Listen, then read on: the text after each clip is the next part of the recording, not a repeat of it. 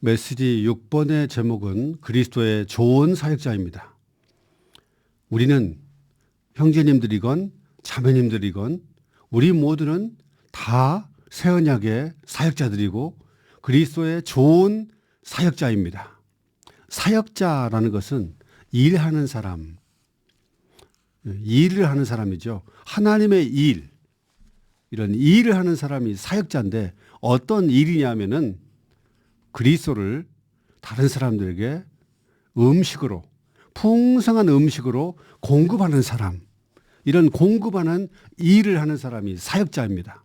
그렇기 때문에 우리는 누구든지 그리스도를 풍성하게 누려서 공급한다면 우리는 모두 사역자들입니다. 바울 같은 위대한 사도만 사역자가 아니라 우리 작은 지체들도 이 말씀으로 양육받아서 풍성한 그리스도를 공급한다면 우리는 좋은 사역자입니다. 우리는 주님 앞에 주님 저는 그리스도의 좋은 사역자입니다. 주님 저는 그리스도의 좋은 사역자입니다. 이렇게 선포할 수 있기를 바랍니다.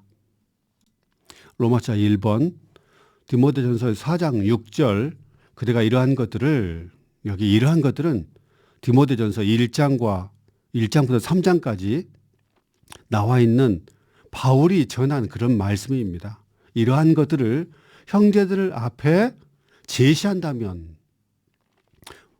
바울은 이 디모데에게 어떤 위임을 줬냐 하면은 다른 것을 가르치지 말고 바울이 여러 교회들에서 가르쳤던 그런 것들을 형제들 앞에 동일하게 한 혼으로 바울과 똑같이 이렇게 제시하라는 것입니다. 이건 반복인 거죠. 바울이 전했던 그 말씀, 하나님의 경륜에 관한 그런 말씀들을 계속해서 다시 반복하는 것. 이게 좋은 사역자입니다. 꼭 추가해서 바울이 가르쳤던 것 말고 다른 것을 특별하게 가르칠 필요가 없습니다. 그리스도의 좋은 사역자는 바울 형제님이 가르쳤던 것을 동일하게 잘 누리고 잘 흡수하고 적셔져 가지고 다른 사람들에게 제시하는 사람. 계속해서 반복해서 상기시키는 사람. 이런 사람이 가장 좋은 사역자입니다. 메시지 6번도 여기 말씀 안에 있는 그 부담을 잘 만져서 그 부담을 잘 전달하고 풍성하게 공급하는 분이 좋은 사역자지 이 말씀과 관련 없는 다른 것을 자꾸 가르치려는 것은 좋은 사역자가 아닙니다. 저는 항상 그런 마음으로 동일하게 여기 말씀 전하는 형제님이 했던 것을 막 다른 방식으로 하고 싶은 생각은 전혀 없고 거기에 부담을 그 형제님들이 했던 말을 가장 핵심적인 것은 다시 전해주고요. 저는 제 말을 하기를 정말 원치 않습니다. 이미 이 동역자들이 했던 이러한 말씀을 잘 흡수해서 잘 누려서 형제들 앞에 제시하는 것. 이게 바울 형제님이 원했던 것입니다.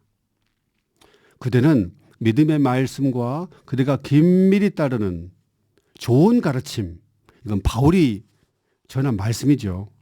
이러한 가르침의 말씀으로 양육을 받아 디모데는 바울이 전한 하나님의 경륜에 관한 이런 말씀으로 양육을 받아서 잘 공급받아서 그리스도 예수님의 좋은 사역자가 될 것입니다. 그러므로 그리스도의 좋은 사역자가 될 수 있는 유일한 길은 이러한 말씀으로 양육받고 공급받고 누리는 것입니다. 아멘. 말씀 전하는 주님이 똑같이 반복했어요. 우리는 오직 한 가지를 합니다. 바로 반복하는 것입니다. 주님께서 세우신 것을 사역 안에서 말씀하신 것을 다시 반복하는 것이고 상기시키는 것입니다. 새로운 것을 고안할 필요가 없습니다라고 했어요. 정말 저는 이 한 가지를 붙잡고 다시 반복하는 것을 주님 오실 때까지 하기 원합니다.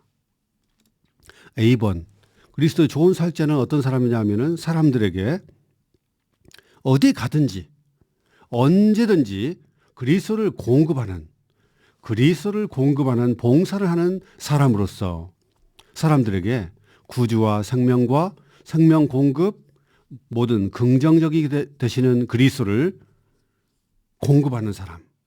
잘 동화시키고 잘 소화를 해서 잘 공급받고 자양분을 얻어서 똑같이 그리스도를 이렇게 공급하는 사람이 좋은 사역자입니다.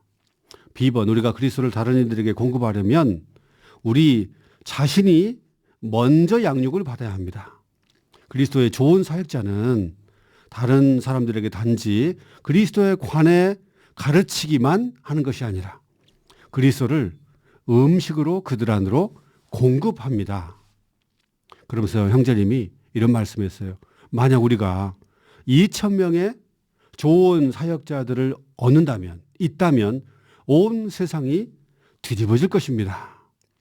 네, 우리가 한국에 있는 많은 교회들이 있는데 풍성하게 우리를 통해 주님이 풍성하게 공급되는 이러한 형제 자매님들이 많이 일어나서 우리의 집회가 빈약하지 않고 새로운 분들이 들어올 때 와, 정말 풍성하다.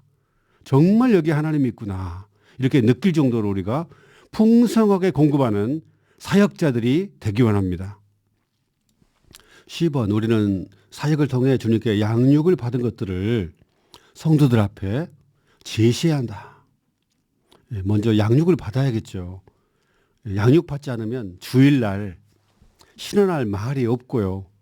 소그룹 때도 할 말이 없어가지고 자꾸 가기 싫어져요. 그러니까 그러지 말고 우리는 이런 말씀 틈틈이 시간을 내서 추구하고 이런 풍성들을 누리기를 원합니다. 우리는 주님께서 말씀으로부터 우리에게 보여주신 풍성, 곧 식료품을 특별히 우리 라이프 스타디가 식료품이라고 했습니다. 우리가 성경을 잘 모른다면 라이프 스타디를 꾸준히 혼자 하기 어려우면 몇몇 지체들하고 같이 정해놓고 이렇게 식료품들을 얻어야 될 것 같아요.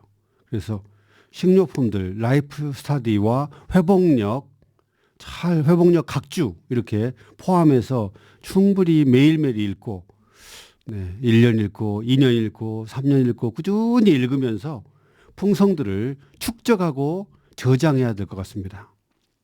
우리 자신이 먼저 양육을 받고 그런 다음 이 자양분을 하나님의 백성에게 공급하자.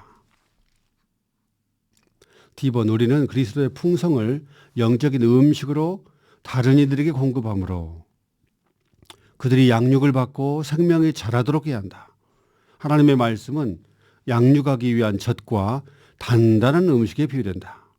1번 믿음의 말씀은 하나님의 신학 경륜에 관한 완전한 복음의 말씀이다. 이게 뭔 말이냐면 참 어려운 말처럼 보이는데 우리는 우리는 말씀을 믿는데 도대체 뭘 믿나요?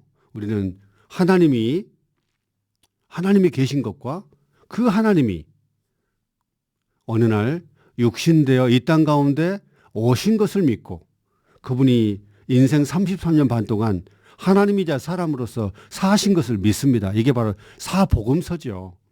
그리고 주님이 우리를 위해서 십자가에 매달리시고 피 흘리시고 우리 모든 죄를 다 담당하시고 생명 주는 영이 되셔가지고 제자들 안에서 이제 그리스도를 공급하고 그리스도를 번식시키는 일을 했습니다. 이게 바로 사도행전입니다. 그리고 로마서는 죄인 된 우리가 결국은 죄사함 받고 의롭게 돼서 결국은 하나님의 자녀가 돼서 하나님의 아들들이 되는 신화되는 이야기. 이게 로마서죠. 우리는 이런 걸 다 믿습니다. 그래서 믿음의 말씀이라고 합니다. 우리는 그리스도께서 생명 주는 영이 되셨음을 믿고 또 생명 주는 영이 믿는 일 안에 들어와서 교회가 되고 그리스도의 몸이 되고 새 사람이 되고 신부가 되는 것. 이게 전부 다 서신서들에 다 나와 있죠. 이런 걸 믿습니다. 그리고 주님은 계시록에서는 7배로 강화된 영이 되셔가지고 결국은 그리스도의 몸이 새 예루살렘으로 완결되는 것. 우리는 다 이걸 믿습니다. 그래서 우리는 이 말씀을 믿음의 말씀이라고 합니다. 그래서 이것은 하나님의 신약 경륜. 신약 경륜은 뭐냐면 하나님이 사람이 되어 오시고 사람이 인생 육체 되어 오셔가지고 인생 33년 반 사시고 죽고 부활하고 성천하시고 생명 주는 영으로서 우리 안에 들어오시고 우리가 교회가 되고 몸이 되고 이게 전부 다 신약 경륜입니다. 이런 신약 경륜에 관한 완전한 복음의 말씀이다. 바로 이게 또 좋은 가르침이에요. 이번에 방금 제가 말한 것이 다 좋은 가르침입니다. 이런 좋은 가르침의 말씀은 믿는 이들을 양육하고 온전하게 하고 강화하기 위하여 그리스도의 풍성을 담아 전달하는 달콤한 말씀이다. 너무 좋지 않나요? 바로 이런 믿음의 말씀, 이런 좋은 가르침의 말씀으로 디모데는 양육받았습니다. 바울이 전한 말씀이잖아요. 그래서 바울이 전한 말씀을 그대로 흡수하고 완전히 조성되고 오랜 시간 동안 누려서 결국은 좋은 사역자가 되었습니다. 이번 그리스도의 한 몸의 지체들로서 우리는 같은 것을 말하고 방금 제가 말한 것이 같은 것입니다. 믿음의 말씀, 좋은 가르침의 말씀들, 하나님의 이 신약 경륜에 관한 조금 전에 했던 그런 것들을 같은 것을 말하는 거예요. 다른 건 말하지 말고. 네. 뭐 방언도 있지만 방언 강조하지 말고요. 이런 하나님의 경륜에 관한 믿음의 말씀, 좋은 가르침의 말씀, 이 같은 것을 말하라는 거예요. 네. 한 마음 한 뜻으로 한 입으로 똑같은 것을 이렇게 말하는 그리스도의 좋은 사역자가 되기를 열망해야 한다. 1번, 우리는 하나님의 현재의 계시에 고봉에 속한 진리들을 배우고 우리가 계속해서 지금 고봉에 속한 진리들, 신화, 하나님이 되는 것, 죄인 된 우리가 하나님의 자녀들이 되고 하나님의 자녀들이 자라고 성숙해서 하나님의 아들들이 되는 것, 신화되는 것, 이런 진리들을 지금 배우고 있습니다. 너무 좋잖아요. 비교할 수가 없습니다. 온 기독교인들은 더 깊은 것을 원합니다. 더 높고 더 깊고 더 풍성한 말씀을 갈구하고 있어요. 이게 바로 존재의 의미인데요. 이러한 진리들을 우리가 먼저 배울 수 있기 원합니다. 맨날 얕은 거, 헌금 많이 내라. 네, 주일 집회 잘 참석해야 된다. 뭐 사명을 가져야 된다. 맞는 말씀이지만 우리는 현재의 계시의 이러한 최고봉에 속한 이러한 진리들에 대해서 우리가 정말 감동하기 원하고 얼마나 귀한지를 알 수 있기 원합니다. 이러한 것들을 말하기를 배워야 한다. 저도 지금 말하기를 배우고 있어요. 이렇게 하면서요. 네, 그리고 새로운 분들 또 주일에도 또 누구 초대할 때도 항상 저는 이런 말씀을 말하기를 배우고 있습니다. 좀 부족하지만 우리가 배우기 원합니다. 그러면서 말씀 전한 형제님이 이런 말을 했네요. 갓 구원받은 사람들도 젊은 성도들, 심지어 연장한 분들도 순수하고 단순한 이들은 순수하고 단순한 이들은 쉽게 고봉의 진리 안에 들어갈 수 있습니다. 이런 진리 안에 들어가기 가장 어려운 분들은 누구냐 하면 낡은 전통에 점유된 이들이 어렵습니다. 라고 이렇게 말을 했어요. 진짜 그런 것 같아요. 이제 막 구원받은 사람들은 이런 최고봉의 진리를 쉽게 말해주면 우리는 하나님의 자녀들입니다. 하나님에게서 태어났기 때문에 하나님의 생명과 본성을 얻게 됐습니다. 원숭이로 태어나면 원숭이의 생명을 얻듯이 하나님으로 태어났으니까 우리는 하나님의 생명과 본성을 얻게 됐죠 하면 너무너무 쉬워요. 그리고 깊잖아요. 너무 이게 풍성하고 좋은데 어려운 게 아닌데 이런 낡은 전통에 점유된 분들은 이런 말 안 하고 꼭 다른 말 하더라고요. 절대 그렇게 되면 안 되겠습니다. 또 형제님이 이런 말씀까지 했어요. 이런 말씀이 높다고 생각하지 마십시오. 새신자들이 이해할 수 없는 것이 아니라 여러분이 분명하게 제시할 수 없기 때문입니다. 이런 말을 했어요. 그래서 이런 말씀들이 진짜 너무 높은 말씀 아니에요. 나는 우리 모두가 이 높은 위임을 취하기를 격려한다. 이 위임은 바로 하나님의 영원한 경륜을 완성할 하나님의 영원한 경륜, 하나님의 마음속에 계획했던 것이죠. 영원한 경륜하면 막 굉장히 좀 어려운 단어처럼 느껴지는데 단순하게 조금 추구한 분들은 알거든요. 하나님의 영원한 경륜은 하나님이 영원전부터 얻고자 하셨던 하나님의 마음속에 있던 어떤 것이다. 계획이다. 쉽잖아요. 초등학교 학생들도 다 이해합니다. 네, 이런 완결할 신성한 계시의 고봉에 속한 그분의 진리들을 위해 하나님의 최신의 이상을 가지고 나아가 하나님과 함께 움직이는 것이다. 초등학생들한테도요. 꼬마아이가 태어났으면 점점 먹고 날마다 먹고 배우고 어린아이 일을 좀 버리고 점점 성숙해서 결국 어른이 돼야 된다. 큰 키도 커지고 지식도 커지고 이런 어른이 돼야 하는 것처럼 하나님의 자녀들이 하나님의 아들들이 이렇게 돼야 된다 하면 초등학생들도 다 알아듣습니다. 어려운 게 아니잖아요. 2번, 주님의 최신의 사역에 의해 세워진 성도들은 이 사역에 대한 입맛을 갖고 있다. 그렇습니다. 입맛이 너무 좋아요. 이러한 입맛이 주님의 회복 안에 있는 통제 요인이다. 다 이런 입맛으로 지금 길들여져 있습니다. 이 사역으로 세워진 이들은 이 사역과 다른 맛을 거절할 것이다. 막 방언만 하고 뭐 신유 막 병 낫게 하는 것 막 이렇게 말하면은 다 거절당할 것입니다. 이것은 여러분이 주님의 회복의 맛과 다른 무언가를 말한다면 여러분이 말한 것은 거절당할 것이고 여러분은 손실을 당하게 되리라는 의미이다. 시간이 지나면 지날수록 기독교에 있는 많은 분들이 우리가 전한 이런 말씀들 비슷하게 말할 것입니다. 이게 최고봉의 말씀이고 가장 깊은 가장 풍성한 하나님의 마음속에 있는 그러한 말씀이기 때문에 결국 이런 말씀 점점 퍼질 것입니다. 이제 3일치 로마서 2번입니다. 그리스도의 좋은 사역자는 진리의 절대성을 지키기 위해 자신을 희생하고 제쳐준다. 우리 앞선 믿음의 선진들은 이 진리, 하나님의 말씀을 지키기 위해 자신을 진짜 목숨을 내놓고 예수님을 믿었어요. 하나님, 우리 사도행전에서도요. 주 예수님, 분명히 예수님은 영원 전부터 계셨던 그 하나님이 육신되어 이 땅에 오신 사람, 아주 작은 사람 예수님이었습니다.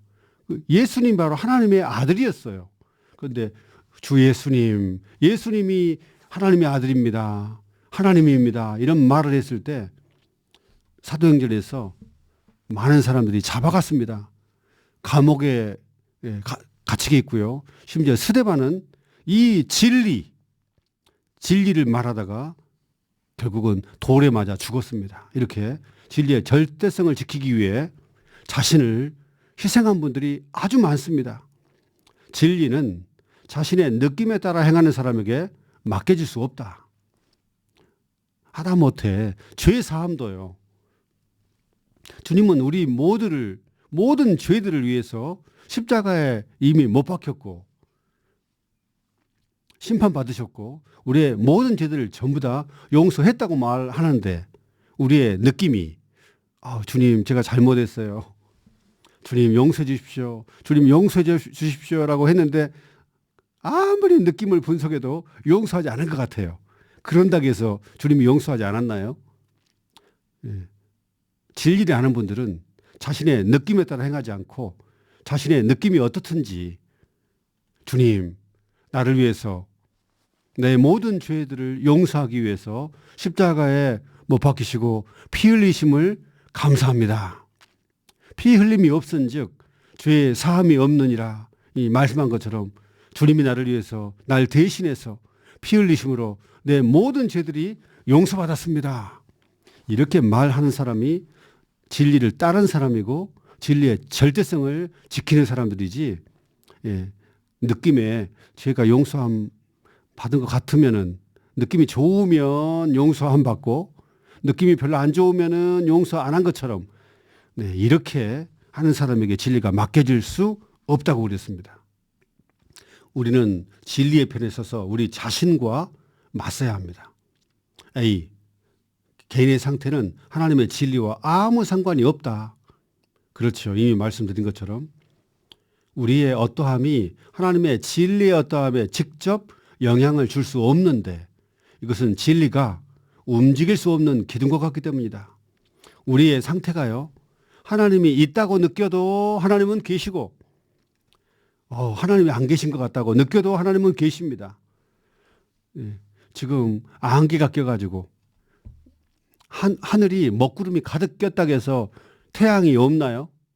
먹구름 껴도 태양은 있고, 비가 내려도 천둥이 쳐도 하늘에 아무것도 보이지 않아도, 깜깜한 밤이어도 여전히 태양은 존재합니다.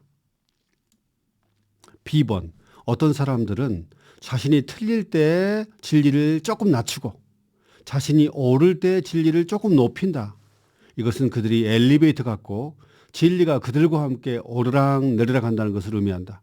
오직 자신을 처리한 이들만이 진리를 지킬 수 있다. 느낌 따라서 오르락 내리락 하면 안 될 것 같습니다. C번, 우리가 진리를 유일한 기준으로 삼을 수 있고 자신이 틀렸다는 것을 인정할 용기가 있다면, 진리가 맞고 내 자신의 느낌은 틀렸습니다. 이렇게 내 자신의 느낌이 어떻든지 간에 진리가 맞습니다. 하나님의 말씀이 맞습니다. 나는 틀렸습니다. 이렇게 인정할 용기가 있다면 그때 바로 새로운 빛이 우리에게 임할 것입니다. 우리가 빛을 희생시키지 않는다면 빛은 우리를 높일 것이다. 진리를 따를 수 있는 이들은 복이 있다. 이런 말을 전하지 않았지만 또 하나 제가 예를 들면, 이 마르틴 루터 이전에 사람들은 자기 몸을 학대해야만이, 막 꼬집거나 막 무릎으로 막 재단을 기어 올라가고, 자기 율법을 막 지키려고 피나는 노력을 해야 의롭다함 받은 줄 알고 아주 고행을 했습니다. 몸을 학대했어요. 그런데 이 모든 것들은 틀렸습니다. 하나님의 말씀은 오직 의인은 믿음으로 말미암아 생명을 얻고 살리라. 우리가 의롭게 되는 것은 율법의 행위가 아니라 그리스도 예수님을 믿기만 하면, 구주로 영접하기만 하면 곧바로 우리는 의롭게 됩니다. 이 말씀이 맞습니다. 내가 한 모든 것들은 틀렸습니다. 이렇게 할 때 새로운 빛이 임한다는 거예요. 참 우리는 이런 진리를 유일한 기준으로 삼을 수 있기 원합니다.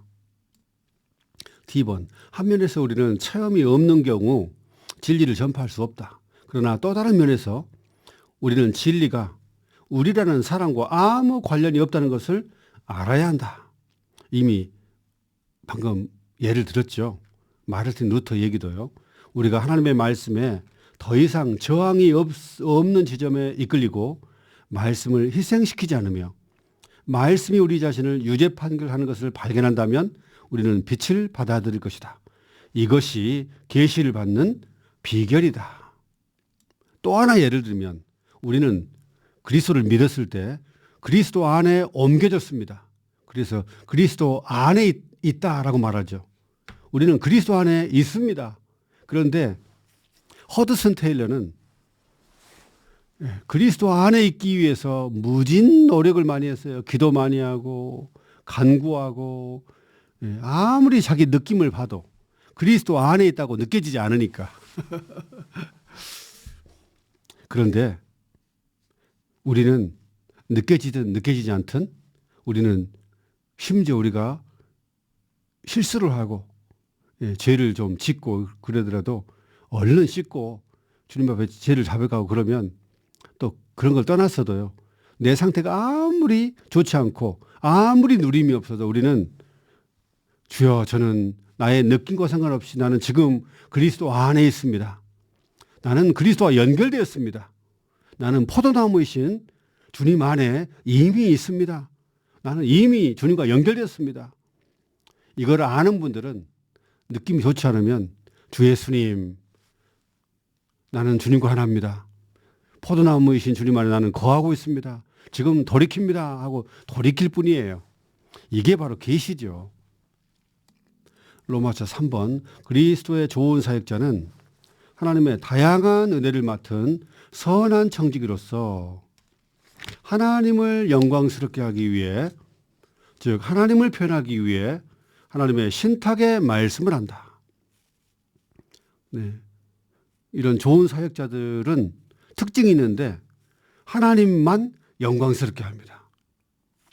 하나님의 기쁨과 하나님의 만족을 위해 살지 자신의 기쁨, 자신의 만족, 자기 자신의 영광, 자기 자신의 야망을 위하지 않습니다. 그리스도의 좋은 사역자는 자신을 표현하기 위해 자기 자신의 영광을 구하지 않고 계속해서 자신의 영을 훈련하면서 자아를 거절하며 자기 자신을 거절하는 것이죠. 자신을 전파하는 것이 아니라 그리스도를 주님으로 높이고 내가 주님이 아니고 그리스도 예수님이 주님이라는 거예요. 자신을 노예로 여기면서 믿는 이들을 섬긴다. 항상 이런 분들은 정말 마음속 깊은 속에 주님 저는 노예입니다. 저는 믿는 이들을 섬기는 노예이지 결코 나는 머리가 아니고 높은 사람이 아니고 나는 노예로서 평생 주님을 낮은 위치에서 섬기기 원합니다. 이런 마음을 가지고 있는 분들이 사역자입니다. 그러면서 말씀 전하는 형제님이 이런 말을 했어요. 레위기 14장 9절에 나병에 걸리는 환자가 정결하게 되려면 7일 동안 모든 털을 밀어야 한다. 머리털, 사람의 영광을 가시하는 것, 턱수염, 스스로 존귀하게 하는 것, 눈썹, 자신의 탁월함과 장점과 미력들, 온몸의 털, 타고난 힘과 역량, 이런 모든 털들을 밀고 목욕하는 것은 모든 영광과 존귀, 탁월함, 장점, 미덕, 힘과 역량을 십자가라는 미연도기로 제거하는 것과 같다. 우리에게는 아무것도 없고 아무것도 아닐 때 정결하게 된다. 이런 말씀을 했습니다. 그러면서 여기 핵심은 항상 자아를 죽이고 자신의 영광을 죽이는 이런 면도를 하라는 거죠. 왜냐하면 털이 계속 길어나니까. 우리는 조금 말씀 좀 많이 알면 금방 높아져 가지고 막 가르치려고 해요. 위에서. 이런 거 면도해야 됩니다. 그거 면도 안 하고 놔두면 아주 교만한데 자기 자신은 모를 수 있어요. 그래서 우리는 항상 주님 저는 노예입니다. 저는 아무것도 아닙니다. 제가 아무리 많이 알아도 정말 아무것도 아니고 아무것도 할 수 없습니다. 저는 저의 영광을 구하기를 원치 않습니다. 저는 하나님의 영광만 구하고 하나님만 나타나기를 하나님이 말씀하기를 저는 원합니다. 스스로 말하기를 원치 않습니다. 이런 길을 주님 오실 때까지 가기 원합니다. 지난 2000년간 수많은 문제들이 이렇게 자기 영광을 구했기 때문에 면도하지 않았기 때문에 발생된 문제들입니다. 한국이든 어디든 모든 문제들의 근원이 이거예요. 정말 자기 자신을 노예로 낮추고 섬기는 영이 있는 분들. 내가 온 것은 섬김을 받으려고 온 것이 아니라 도리어 섬기고 도리어 자기 목숨을 희생제물로 이게 내주기 위해서 주님 오셨는데 이런 마음을 가지면 모든 문제들은 사라지게 된 것 같습니다. 그런데 자기 자신을 영광을 위하는 마음이 있고 교만하거나 높은 생각이 있으면 주님이 흐르지 않습니다. 아무리 멋진 말을 해도 노예의 영이 없으면 주님이 그 사람을 통해서 표현될 수가 없어요. 하나님의 영광이 표현될 길이 없습니다. 왜냐하면 자기 자신이 이미 영광을 받았기 때문에요. 이제 로마서 4번입니다. 그리스도의 좋은 사역자는 옳고 그름의 나무의 원칙이 아닌 생명나무의 원칙에 따라 생명을 공급하고 성도들을 섬기는 분들입니다. 옳고 그름의 원칙은 항상 유죄 판결하는 것이죠. 비난하고 비판하고 이게 바로 옳고 그름입니다. 그러면서 형제님이 이런 말을 했네요. 어떤 형제님을 아주 좋아하고 그 형제님과는 교통하기를 좋아하는데 다른 형제님에 대해서는 기뻐하지 않고 말하지 않고 교통하지 않는다. 이게 바로 옳고 그름, 선악 지식의 나무의 원칙에 따라 사는 분이래요. 어린 성도들이죠. 누구를 선호하는 것. 또 이런 말씀하셨습니다.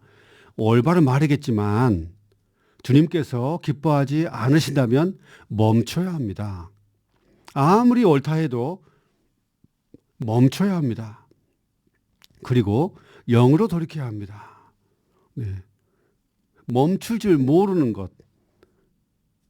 이것은 전부 다 선악 지식의 나무의 원칙 안에 아무리 교회 안에 옳은 말, 바른 말을 해도 주님이 안에서 불쾌하시면 딱 멈춰야죠. 근데 멈추지 않고 막 사망을 토해내는 이런 분들은 좋은 사역자라고 말할 수 없고요. 좋은 사역자는 항상 교회 안에 어떤 문제들이 있을 때 그런 문제들을 가지고 막 비난하고 유죄 판결하는 게 아니라 그런 문제들이 있음에도 불구하고 그런 문제들을 다루지만 결국은 생명나무의 원칙에 따라 바울처럼 고린도 교회에 문제 많았잖아요. 아주 형제자매들이 지금의 우리처럼 다 형편없었습니다. 그런데 형편없었어도 사랑했어요. 그런 사랑하는 마음으로 그들을 품고 그런 문제 하나하나에 대해서 꼭 아버지, 사랑하는 아버지가 자녀들에게 권면하듯이 하나하나 생명을 공급했습니다. 이게 바로 좋은 사역자죠. 막 따지고 그 말을 할 때 막 칼이 흘러나온 게 아니라 공급이 있어요.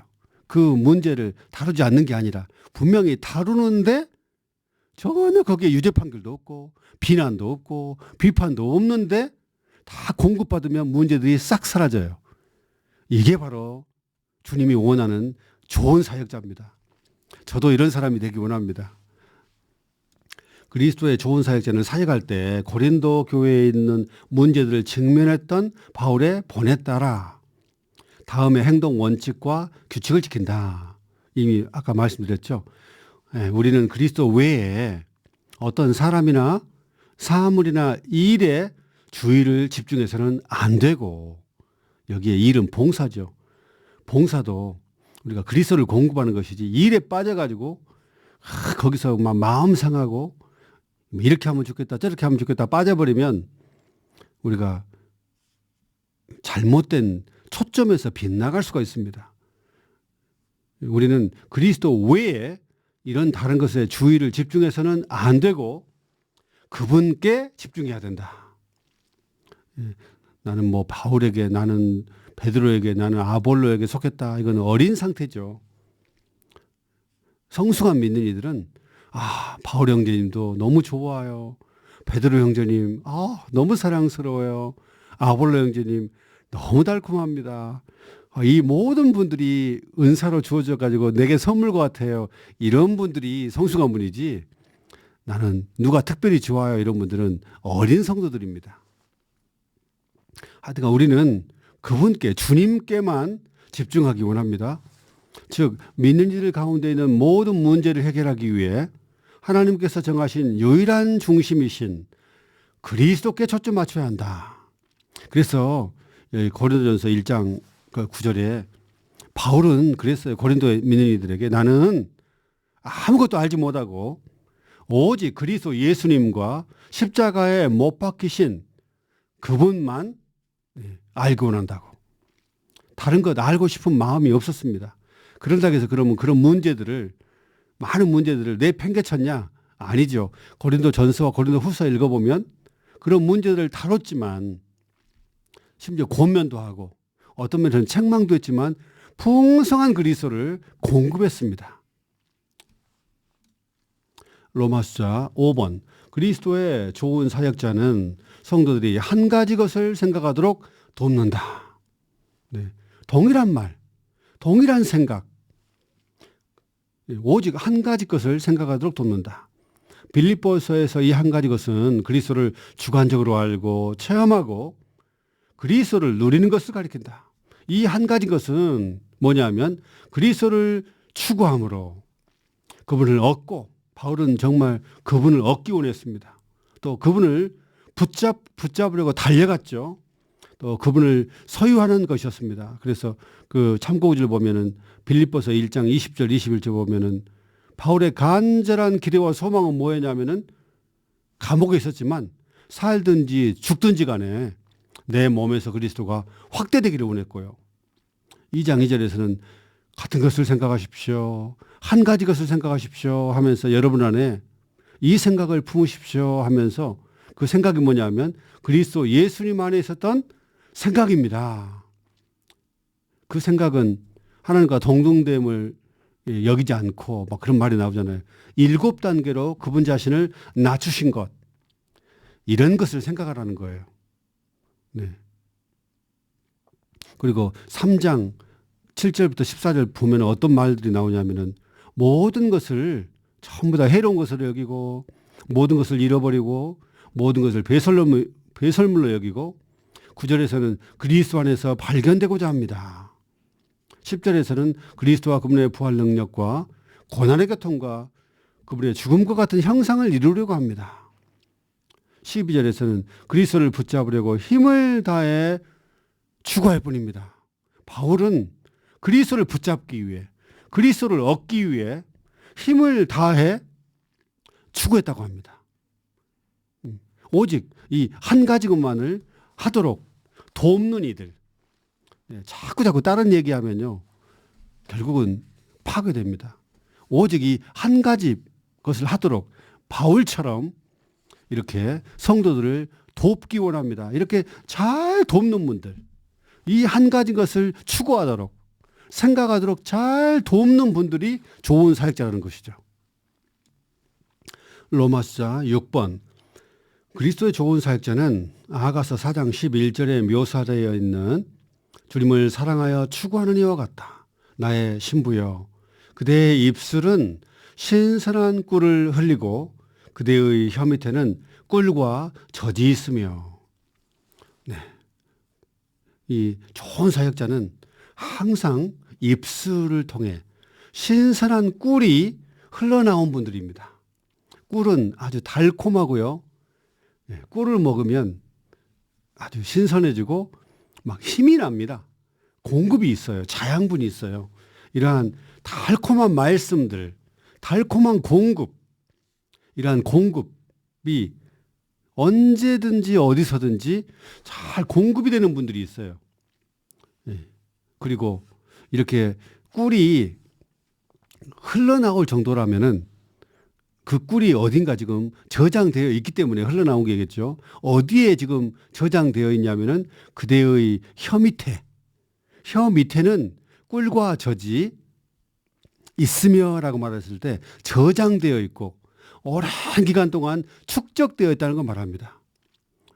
혀 밑에 혓바닥 바깥에가 아니라요. 혀 밑에 감춰져 있어요. 감춰져 있는데 이상하게 막 드러내놓고 많은 말을 막 엄청나게 쏟아붓지 않는데 몇 마디 이렇게 얘기하면 주님 꿀과 젖이 흘러나온 분들이 있습니다.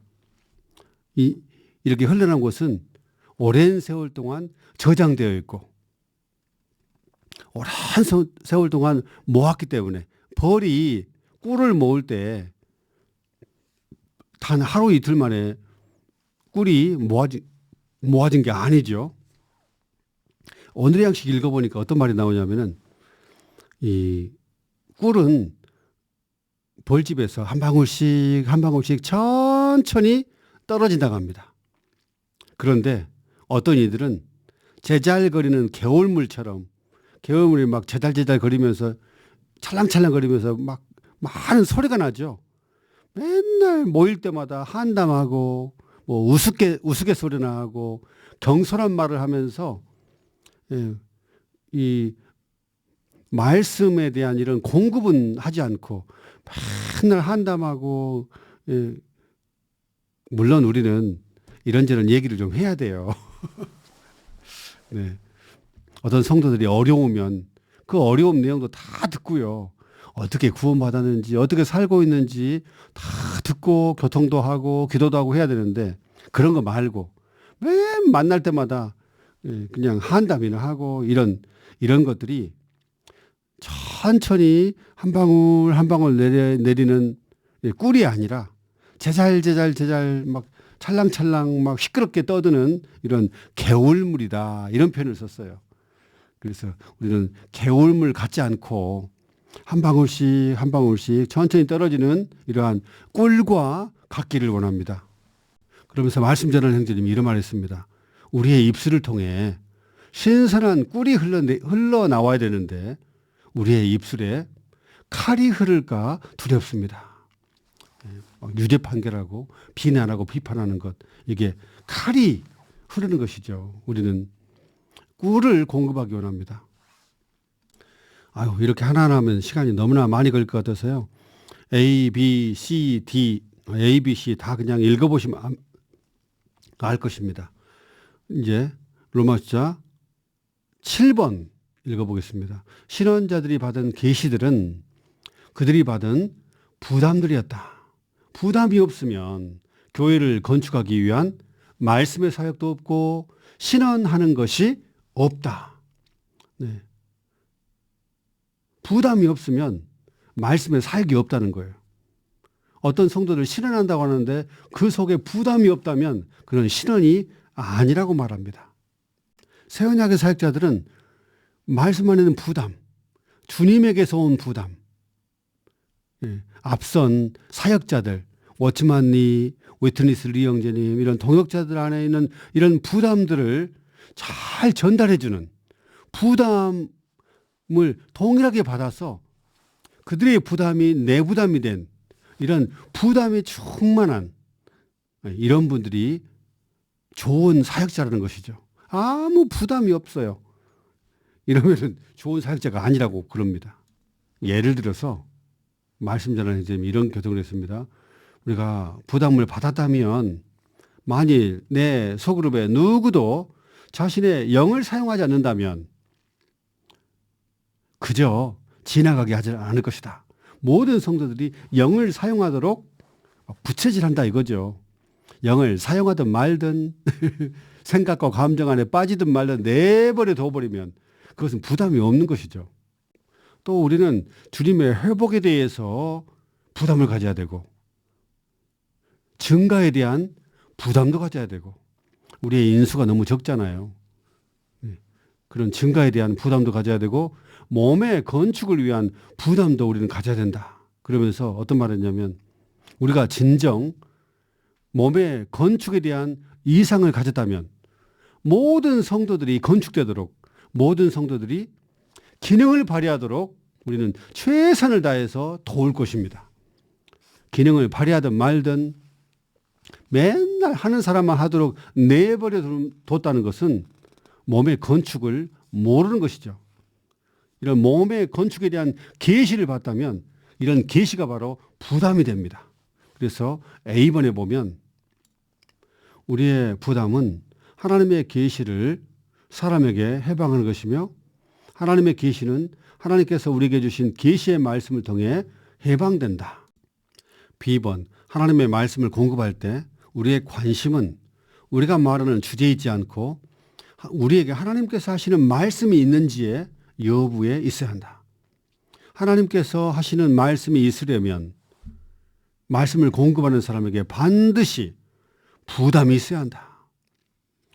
그러므로 부담이 있으려면 이런 사역의 말씀들을 가지고 많이 기도하다 보면, 많이 기도하고 또 실행하고, 많이 기도하고 실행하면 부담이 생깁니다. 그런데 전혀 기도하지 않으면 아무 부담이 없어요. 우리가 저번 메시지에서 기도 생활, 기도의 사역, 이걸 가지고 많이 기도하면 정말 저는 주님 기도하는 사람이 되기 원합니다. 저는 일생 동안 주님이 너무나 많은 일들을 하실 수 있는데, 큰 기차와 같은데 철로가 깔아져 있지 않으면 아무리 거대한 능력이 많은 기차를 할지라도 한 발자국도 나가지 못하는 것처럼, 주님 저는 하나님이 움직일 수 있도록 저는 기도의 철로를 깔기 원합니다. 이런 건 부담이잖아요. 네. 결국은 부담은 실행에 볼 때 부담이 생긴 것 같습니다. 실행에 볼 때. 기도를 안 할 때는 부담이 없는데 막상 기도를 하다 보면 부담이 생겨요. 아멘. 사람 접촉하는 것도요, 성도를 만나는 것도 안 만나면 아무런 부담이 없는데 만나보면 부담이 생깁니다. 신기하더라고요. 저 북한에 대해서 별 부담 없었거든요. 그런데 북한에 있는 그런 북한에서 온 젊은 형제자매님들을 만나다 보니까 너무 순수한 거예요. 한국에 있는 청년들보다, 죄송한 말이지만 너무너무 순수해가지고 그 순수함에 제 존재가 막 씻어지는 것 같아요. 함께 있으면 막 제 존재가 씻어져요. 너무 사랑스럽고, 북한에 있는 고통받고 있는 사람들이 막 생각이 나더라고요. 부담이 생기는 거예요. 그래서 한 면에서는 계시가 필요한 것 같아요. 계시, 깨달음. 저 같은 경우는 깨달음이 말씀을 통해서도 오고요. 이렇게 직접 신방도 해보고 기도도 해보면 뭔가 계시가 나옵니다. 또 북한에 있는 사람, 청년들을 딱 만나보면 확 깨달음이 와요. 그러면 부담이 생기는 것이죠. 10번, 말씀을 공급하는 이들은 반드시 하나님 앞에서 사람들의 상태를 짊어지고, 저번 메시지에 가슴바지에 12보석, 12지파를 상징하는 12보석을 가슴에 품고, 그들의 상태, 형제자매들의 상태를 가슴에 사랑 안에서 품고 그들의 상태를 감지하며 기도하다 보면은 이제 상태를 감지하게 되죠. 꼭 요한계시록에 저번 메시지에서 이미 말한 것처럼 사대교회를 딱 감지했는데 판결을 내리는데 어떤 판결이냐면은 사대교회 형제자매님들은 살아있지만 영적인 상태는 죽어있다. 이 상태를 감지하게 되는 거예요. 라오디게아에 있는 형제자매님들은 말씀을 정말 많이 알아요. 이론적으로, 교리적으로 많이 아는데 미지근합니다. 몸의 실제 몰라요. 이론만, 교리만 많이 아는데 미지근해가지고 차지도 않고 덥지도 않고 뜨겁지도 않고 열심을 내지도 않고, 주님의 판결은 뭐냐 하면은 너무 가난하다. 네가 지금 부유하다고 말하지만 너희들은 가난하고 헐벗었고 눈멀었다 그런 거예요. 이게 바로 주님이 그런 상태를 감지하는 것입니다. 이렇게 짊어지고 가슴에 품고 이 상태를 감지해가지고 기도를 많이 하다 보면 하나님께서 어떤 말씀을 주신다고 했습니다. 이 말씀을 주신 것을 고린도 전서에 썼고 고린도 후서에 썼고 고린도에 있는 성도들을 공급했죠. 그래서 여기 나온 것처럼 하나님께서 무엇을 말씀하기 원하시는지를 바울은 알았습니다. 왜냐하면 기도를 많이 했기 때문에. 결국은 기도인 것 같습니다. 형제 자매님들의 상태를 그냥 우리가 기도하지 않고도 그냥 알 수 있지만요, 그렇게 아는 것은 깊이 있게 아는 것이 아닌 것 같습니다.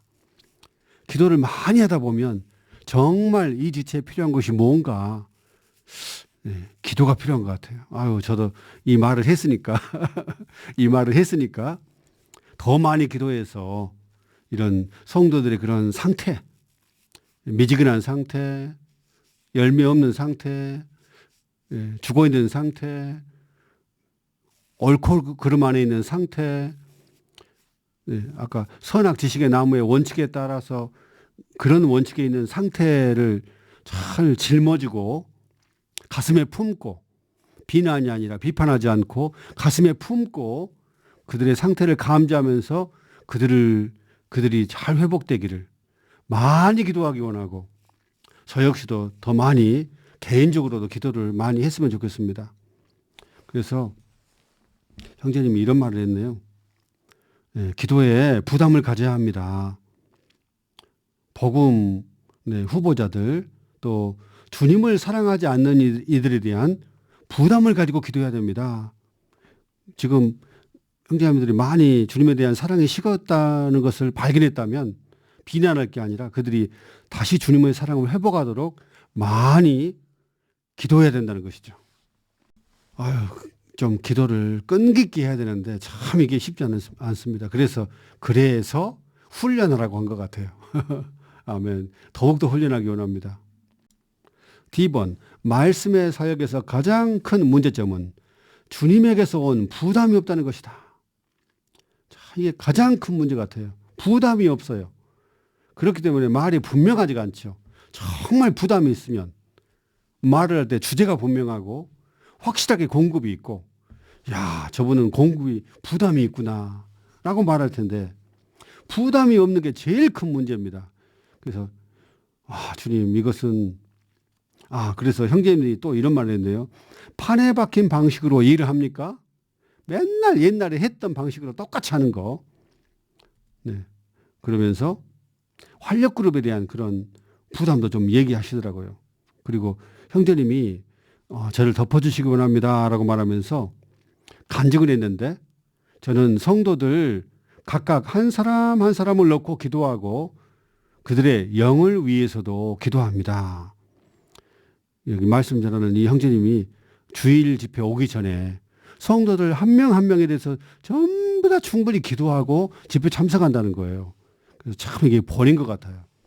저도 정말 성도들을 위해서 또 여기 말씀을 듣는 형제자매님들도 주일에 딸랑 그냥 집회 가지 마시고 아침에 일찍 일어나서 주님을 접촉하고 성도들, 자기 소그룹, 자기 지역에 있는 성도들 한 명 한 명 이름을 불러가면서 특히 뒤로 물러난 분들 한 명 한 명 이름을 넣고 충분히 기도하면서 집회에 참석하는 것 이런 훈련을 할 수 있기를 원합니다. 저도 열심히 훈련하겠습니다. 나머지를 쭉 읽어보고요. 이제 6일치 로마서자 8번입니다. 그리스도의 좋은 사역자가 되려면 우리는 다음에 유기적인 특징을 갖기를 반드시 열망해야 된다고 했습니다. 기본적인 실행이라고 했는데 이런 좋은 사역자들은 항상 이런 실행을 하고 있다는 것이죠. 첫 번째가 A번, 주님을 극도로 사랑하는 것. 이런 특징을 갖고 있다는 거예요. 주님을 극도로 사랑하면은 주님으로 자연스럽게 충만해지고 주님을 극도로 사랑하는 분들은 부활하신 그리스도의 권위로 충만하고요. 주님을 다른 사람들 안으로 넘쳐 흐르게 할 수 있다는 것입니다. 반대로 극도로 사랑하지 않고 딴 것을 사랑하면 주님으로 충만해지지도 않고 말할 때 권위도 하나도 없고 넘쳐 흐르는 것 하나도 없고 공급이 하나도 없대요. 그러면서 형제님이 말씀 전하는 형제님이 왕포진 자매님, 피스 왕 자매님이라고 하죠. 그 자매님을 소개했는데요. 위트니스 리 형제님이 19살 때였고 피스 왕 자매님, 왕포진 자매님은 25살이었다 합니다. 젊은 처녀였죠. 그러면서 말하기를 위트니스 리 형제님이 간증하기를 나는 이렇게 권위를 가지고 말하는 사람의 말을 들어본 적이 없다. 당시에 수많은 목사님들 설교 들어봤지만 이렇게 권위를 가지고 말하는 사람의 말을 들어본 적이 없었답니다. 그녀가 말한 모든 것이 나를 매혹시켰다. 나는 완전히 확신을 갖게 되었고 주님께 사로잡혔다. 그녀는 주님을 극도로 사랑했다. 그래서 그녀는 주님의 권위를 가졌고 그녀의 복음 전파는 충격력으로 가득했다. 얼마나 주님의 권위와 충격력이 있었던지 위트리스 리 형제님이 그 복음 집회를 듣고서 집에 자전거를 타고 가면서요. 자전거 중간에 내려놓고 눈물 흘리면서 풀뿌리를 지으면서 기도했다 합니다. 주님, 저는 이 풀뿌리를 먹고 사는 한이 있더라도 나는 주님을 섬기기 원합니다. 눈물을 흘리면서 기도했다는 거예요. 왕포진 자매님의 이 복음 전파가 얼마나 영향력이 있었던지, 얼마나 살아있고 충격력 있고 권위가 가득했던지. 그런데 그 이유가 그 자매님이 주님을 극도로 사랑했기 때문에 주님의 권위가 가득했고 주님이 넘쳐 흘렀다는 거예요. 그래서 저는 정말 부끄러웠습니다. 저는 주님 아닌 다른 것들을 하나하나 다 처리하고 주님만을 극도로 사랑할 수 있기 원합니다. 저도 날이 가면 갈수록 주님을 더욱더 사랑하는 자가 되기 원합니다라고 계속 저도 기도하겠습니다. 비번에서는 이런 사역자들은 날마다 부흥된 생활하고요. 목양하는 수고를 한답니다. 날마다 목양한대요. 성도들 찾아다니고. C번에서는 매일마다 또 매 시간마다 주님과 짧게 계속 기도하면서 교통 안에 거한다고 합니다. D번에서는 이런 분들은 기도하는 분들이래요. 기도의 사람. 주님처럼 저녁 늦게도 기도하고 새벽에 일찍 일어나서 기도하고 낮에 한적한 곳에 가서 기도하고 아주 그냥 기도를 참 많이 한 분들이에요. 이런 분들이 좋은 사역자라는 것이죠. 정말 좋은 사역자가 되기 원합니다. 2번은 아침 일찍 일어나가지고 아이고 주님 부끄럽습니다. 아침 일찍 일어나서 말씀 안에서 주님을 접촉하고 누린답니다. 항상 일찍 일어나서 주님을 접촉한다는 거예요. 그래서 매일매일 새로운 출발을 가지신 분. 또 F번에서는 항상 영을 따라서 연합된 영을 따라 행하고요. 감정에 따라서 생각 안에서 이렇게 하지 않고 항상 연합된 영 안에 연합된 영을 따라 이렇게 사는 분이고요. G번에서는 항상 영에 넘치는 공급이 있답니다. 찔끔찔끔 누림이 아니라 넘치는 공급을 받고요. 그리스도를 삶으로써 자신을 사는 게 아니라 그리스도를 삶으로써 그리스도를 확대하는 분들이라고 그럽니다. 그리고 H번에는 때를 얻든지 못 얻든지 매일 저 부끄럽습니다. 매일입니다. 여기 매일 온갖 종류의 사람들에게 그리스도를 말하는 습관을 세워야 된다. 매일매일 사람들을 접촉한다는 것이죠. 이게 주님께 쓰임받는 좋은 사역자 같아요. 어쩌다 한 번이 아니라 일주일에 한 번이 아니라 매일매일 온갖 종류의 사람들에게 이렇게 때를 얻든지 못 얻든지 간에 그리스도를 말한다고 합니다. 그리스도를 공급한다는 것이죠. 그 다음 I번에는 죄들을 철저히 처리하는 분들. 이런 분들은 모든 방해물들, 주님이 흐르지 못하게 방해하는 모든 것들을 날마다 철저하게 모든 죄들 철저하게 자백하고 처리한다고 그럽니다.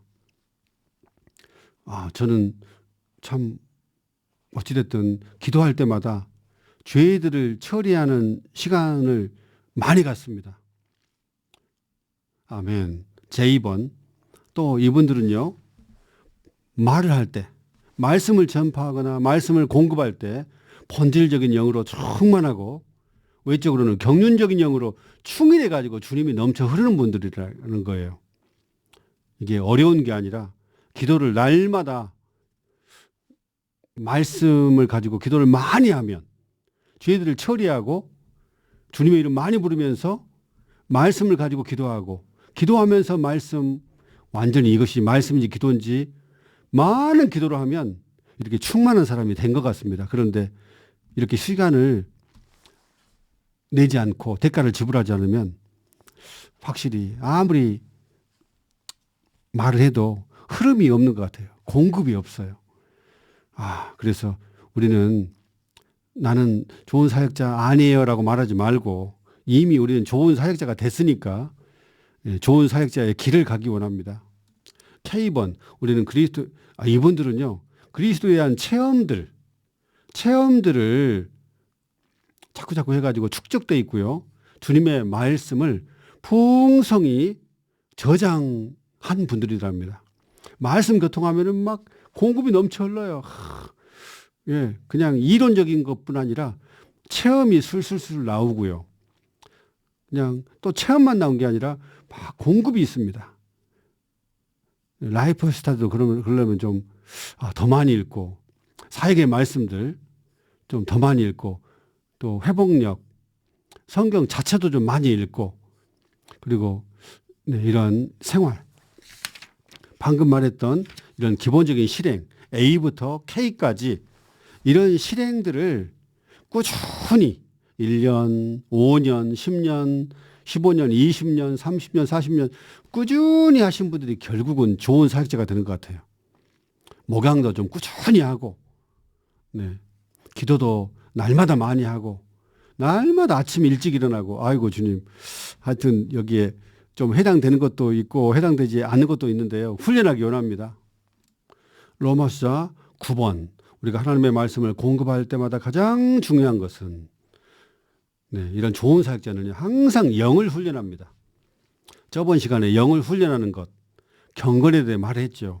항상 모든 말과 태도를 통해서 하나님이 표현되도록, 하나님이 나타나도록 영을 훈련한다는 것이죠. 어떤 영을 훈련하는 것, 또 여러 형제자매들이 신앙할 때 혼자 길게 하는 것은 영을 훈련한 게 아니라 다른 지체들이 충분히 할 수 있도록 적당하게 조금 하는 것이 영을 훈련하는 것이지, 혼자 추구 많이 했다고 해서 혼자 길게 말하는 것은 영을 훈련하는 것이 아닙니다. 또 목소리도 다른 사람에게 들릴 만큼 적당하게 크게 해야지, 또 너무 크게 하거나 또 너무 작게 하거나, 이것도 영을 훈련하는 게 아니라 항상 적당하게, 안에 주님이 기름바람이 딱 멈추면 딱 멈출 줄 알고, 이게 영을 훈련하는 것입니다.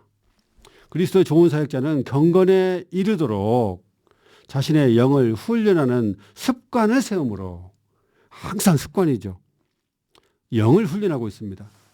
어떤 말이 아무리 옳아도 안에 주님이 기뻐하시지 않으면 즉시 멈추는 것, 이게 영을 훈련하는 것입니다. 그리고 일상생활에서 그리스도를 삽니다.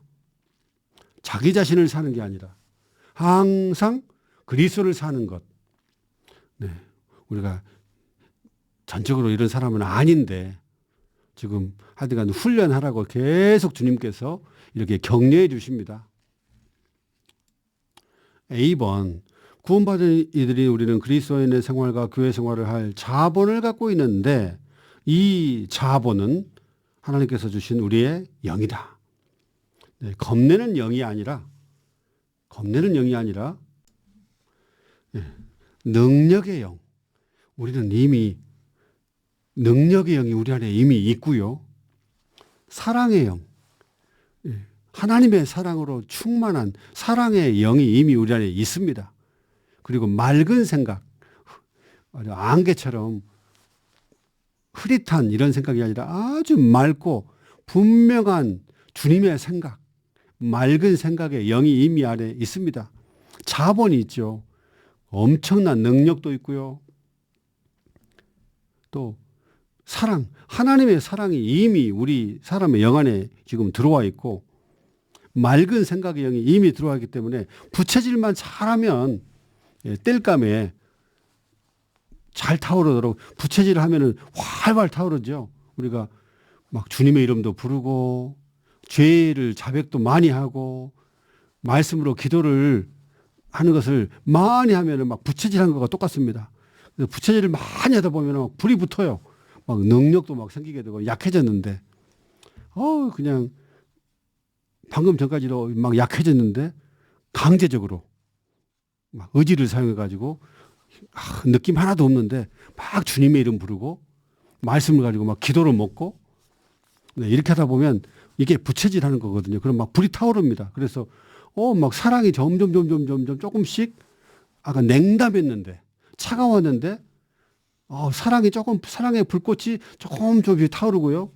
또 맑은 생각도 점점 흐리멍텅하고 안개 끼듯이 아무것도 보이지 않고 뿌했는데 점점 맑아진 거.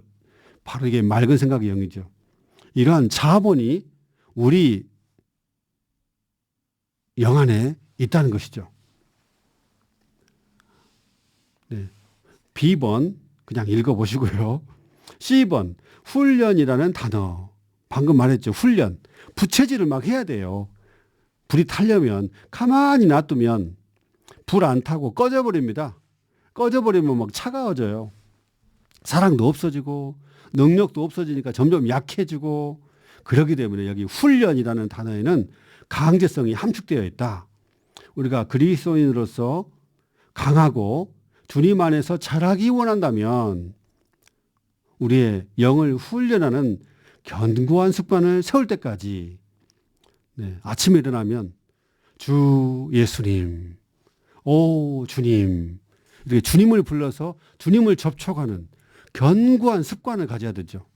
그리고 우리가 아무 느낌이 없을 때 약해졌을 때 부채질을 멈추지 말고 막 부채질해가지고 주 예수님 말씀 한두 구절이라도 먹고 주 예수님 기도하고 이게 견고한 습관들입니다.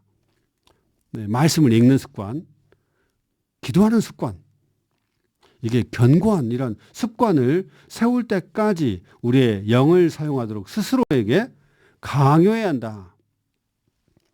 네, 저 같은 경우에 어떤 체험이 있었냐면은 예를 들면 낮은 산에서는 지금 안개가 막 끼어 있고요. 먹구름이 끼어 있으면 아무것도 안 보이고 상태가 안 좋습니다.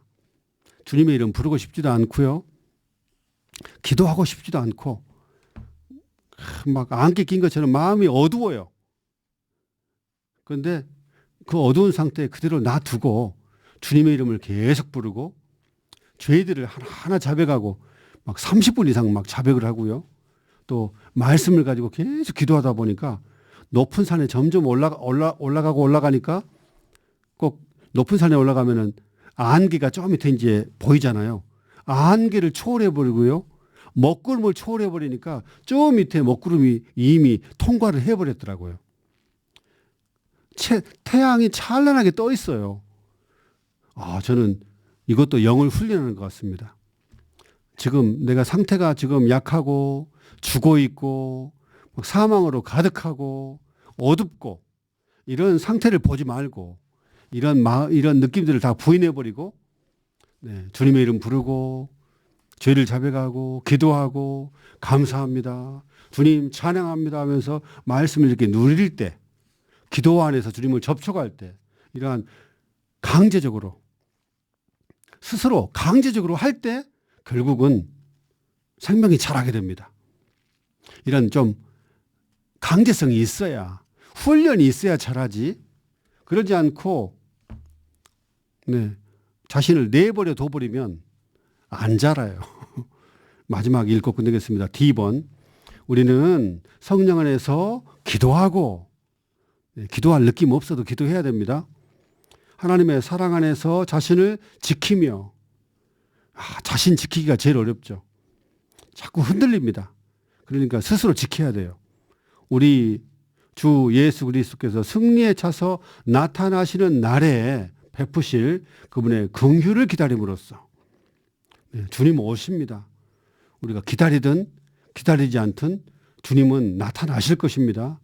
우리는 주님의 긍휼을 기다리며 우리의 영을 날마다 아침부터 오 주 예수님 일어나자마자 오 주님 이렇게 영을 훈련하여 찬양을 받으실 삼위 하나님 전체를 적용하고 누려야 된다.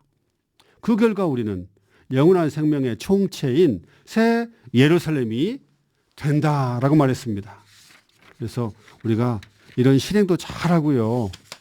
이 말씀처럼 해서 우리가 그리스도의 좋은 사역자로서 언제 어디서든 풍성한 말씀, 체험이 가득한 그 영으로 충만한 이런 말씀을 잘 공급하는 풍성한 그리스도를 풍성하게 공급하는 이러한 좋은 사역자들로 점점 조성되기를 원합니다. 아멘.